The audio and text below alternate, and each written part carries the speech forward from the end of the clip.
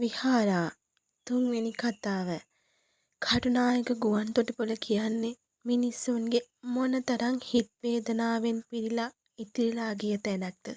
ඒ වගේම සමහරක් අයගේ සිහින සැබෑ වෙලා ආයි මේ ලංකාවට එනකොට මොනතරම් සතුටින් එන මිනිස්සු ඉන්න ඇද්ද. ඊට වඩා ලංකාවෙන් පිට වෙනකොට දැනෙන දුක වේදනාව තනිකම කොහොම දරා ගන්නද, කාට කියන්නද, තමන්ගේ පවුලේ සියලු දෙනාගේම අනාගතය සාර්ථක කර ගැනීම සඳහා එක හිතක් ගොඩාක් දුර යන්න මේ වෙනකොටත් පිටත් වෙන්න නියමිතයි. මෙතනට එන හැම කෙනාගේම දුක වේදනාව ලියවෙලා තියෙන්නේ එකම විදිහට වෙන්න ඇති.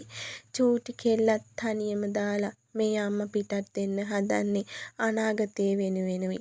චූටි කෙල්ල එදත් නොදන්නවා උනාට අම්මත් එක්ක ලස්සනට hina වෙවි හුරතල් වෙවි අම්මගේ අතේ ආවත් එතනින් එහාට අන්තිම චුට්ටේදී මෙච්චර කල් රැකවරණයෙන් ආදරයෙන් හදාගත්තු තම දියණියව තම ස්වාමි පුරුෂයාගේ දෙමව්පියන් වෙත බාර දෙනකොට චුට්ටක් හෝ විහාරට යම්කිසි දැනීමක් දැනෙන්නේ නැති ඒ අහිංසක කෙල්ල ඒ වෙලාවේ කඳුළු ගලාගෙන හුරතල් මුහුණින් අඬන්න පටන් ගත්තා.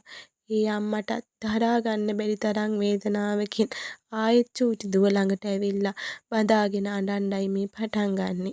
හැමෝගෙම හිත්වල දුක වේදනාව කඳුළ ඌණුවල සුසුම් ඉතුරු කරමින් මෙතන ලොකු කම්පනීය දෙයක් වෙන්න පටන් ගත්තා. ඒ කිසිම කෙනෙක්ගෙන් මේ වෙනකොට සමාවක් නැහැ. හරිම ටයිම් එකට විහාරගේ අම්මා ප්ලේන් එකට යන්න ඕනි. හැමෝටම උරුම දේ දරා ගන්න වෙනවා. චූටි කෙල්ල අඬනවා දැනගෙනත් ඒ හිත ගල් කරගෙන අම්මා හැරුණේ ප්ලේන් එකට යන්නයි. හැමෝම අඬනවා. මොනවා කරන්නද? කෙල්ල බලාගෙන ඉන්නවා. අත දික් කරනවා.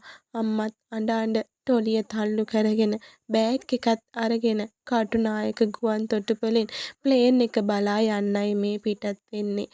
අම්මා ඒ කවුළුවෙන් නොපෙනී ගියත් විහාරා දෑත් දිගු කර කර අඬන්නේ අම්මා ළඟට යන්න ඕනි කියයි.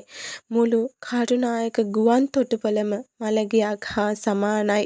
චූටි කෙල්ල මුළු කටුනායක ගුවන්තොටුපළම දෙදරන්න තරම් අඬමින් කෑ ගසමින් විලාප දෙන්න පටන් ගත්තා. ඇයත් එක්ක ආපු සියලු දෙනාම මේ මොහොතේ ගොඩාක් දුකින් අඬ තමන්ව දරාගෙන හිටියා.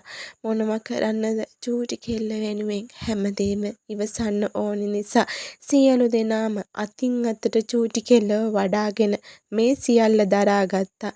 චූටි කෙල්ල එක සෙනෙහකින් එයාලගේ ඒ විහිළු වලට සියල්ල අමතක කරලා චූටි කෙල්ල දන්න දෙයක් නැති නිසා නැවතත් ඒ ආපු අයත් එක්ක hina වෙන්න ගත්තා. චූටි කෙල්ලගේ ආතයි ආච්චි මොනවා කරන්නද අඬනවා මිසක මොනවා කරන්නද දරා ගන්නවා මිසක එතන තනි වුණු අම්මා ප්ලේන් එකේ ඇයට නියමිත අසුනේ ඉඳගෙන දරා ගන්න බැරි තරමේ වේදනාවෙන් අඬන්න පටන් ගත්තා. ඇය සිහිසුන්ව වැටෙන්න තරම් ඇයට වේදනාවක් තිබුණත් ඒ හැමදේම තමන්ගේ චූටි දුව වෙනුවෙන් දරා ගත්තා.